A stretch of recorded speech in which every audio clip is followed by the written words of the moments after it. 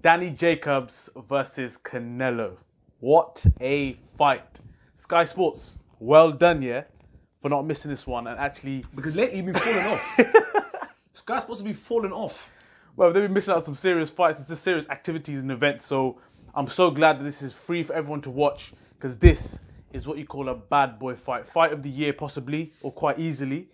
And I think these are two of the best boxers about in their sort of weight classes.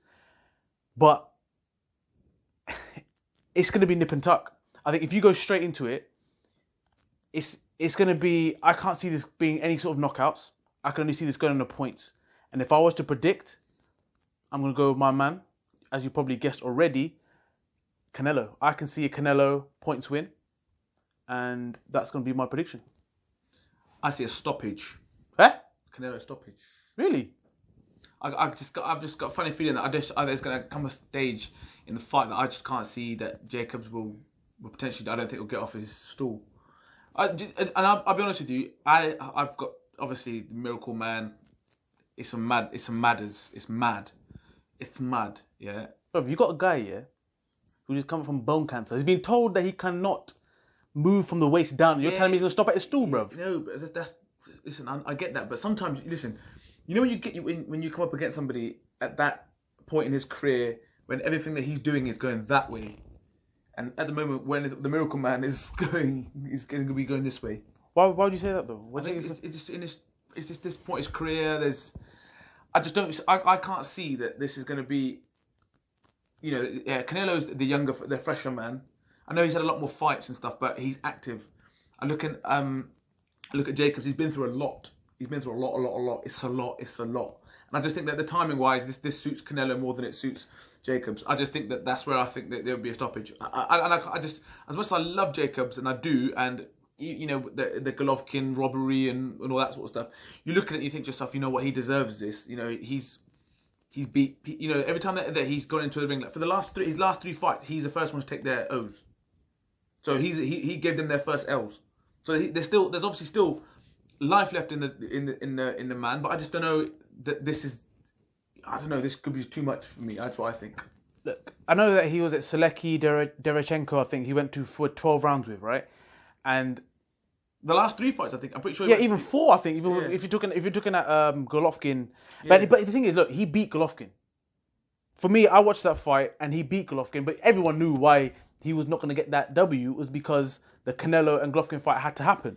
So, but I don't see him stopping. That what you're seeing there, I do not see at all. But Jacobs is strong, so I don't see if you can go 12 rounds and actually go and beat Triple G, there's nothing that I think Canelo has in terms of power to phase him. This opens up a whole new can of worms, yeah. Go on, because you say, oh yeah, you thought he beat him. Well, technically, he didn't beat him, so you can't say that. Mm-hmm. In my opinion, that's what I said. But in my opinion, the reason I say that opens a can of worms because in my opinion, I know you can say it goes back to Triple G beating Canelo. So that's where. But that in itself is a great reason for everyone to want to see this fight, because I personally felt that Triple G beat Canelo. You personally feel that Danny Jacobs beat Triple G, which I would go with that. I would go with that. But so this is the best three. These are the best three fighters. Yeah. So that because this guy's actually gone and fought Golovkin, and people thought he beat Golovkin. So if that's the case, and you're putting up a top fighter against another top fighter, because some people believe that Golovkin, who drew with him Canelo first time round, which everyone seems to forget that, is fighting against. So these are the top three. These are the elite level fighters. That's what I'm saying. And I know this is going to sound real ballsy, but I'd throw Billy Joe Saunders in the mix with these guys, because I think Billy Joe Saunders is different. He can be. He can be. I know he's got his own problems going on, but that's where I'd say that, Billy Joe Saunders needed to be with these sort of names, and that people might watch this, and a lot of the American followers will probably turn around and be like, you don't know what you're talking about, but I don't think you lot obviously have seen Billy Joe Saunders up close and as much as us guys over this side of the pond have seen, but he's got his own problems, so you can't actually throw his name in that mix at the minute. But Jacobs is up there, and he's ranked as the best. He's a world champion, so it's the time to do it. So I think, as you mentioned there, right, you're talking about the best versus the best, and as you saw Canelo versus Triple G, that's the kind of fight it's going to be. It's going to be nip and tuck, and that's why I do see it going on points, because they're that good. And if you miss this fight, I don't know what you're doing with your life. If you're a boxing fan and you miss this fight, you need to seriously address your own situation. The thing is, the question I want to ask people is this, right? Who do you believe is the more skillful fighter out of the two? And who do you think is the powerful? I mean, I know that Jacobs has got the reach, I know he's got the height, and he's probably the natural middleweight. But out of the two, in your opinion, who do you think is the more skillful fighter? I want to ask you first because I'm a bit biased towards... Funnily enough, I'd go as far as saying I would say that the better boxer...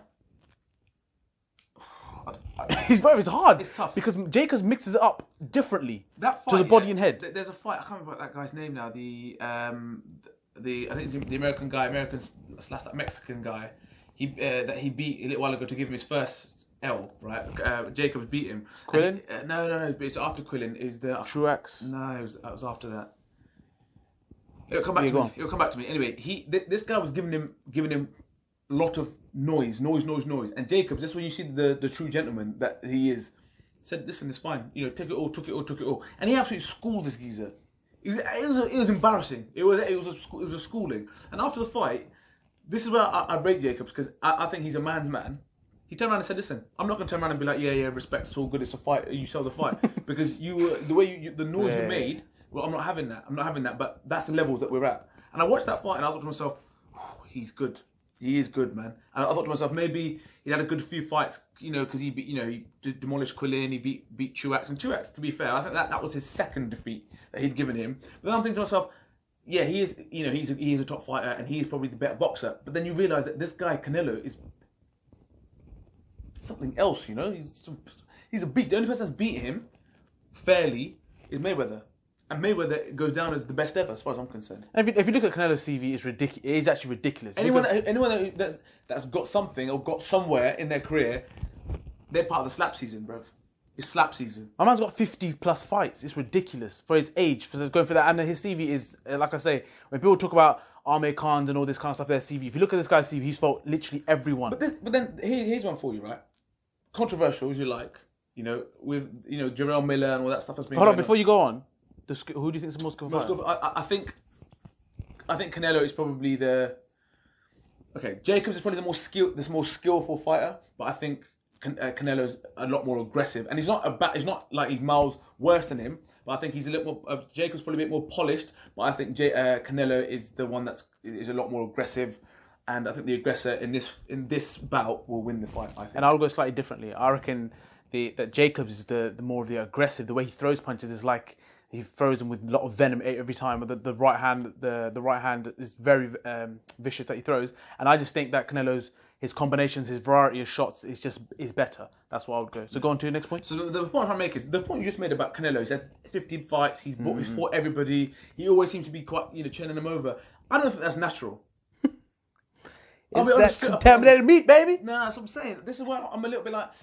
It's lately with Jarrell Miller, yeah. That's a side story. I don't even want to get started on that guy, yeah. We will though. But we will. But the reason I say that what Canelo's doing, either he's just a supernatural human being that he can have a war, and then he's fighting again. He's consistently fighting. But he's 50 fights and he's still in his 20s. I don't know. I'm just saying something doesn't quite. And what about this whole? Fighting on this specific date, bro. Listen.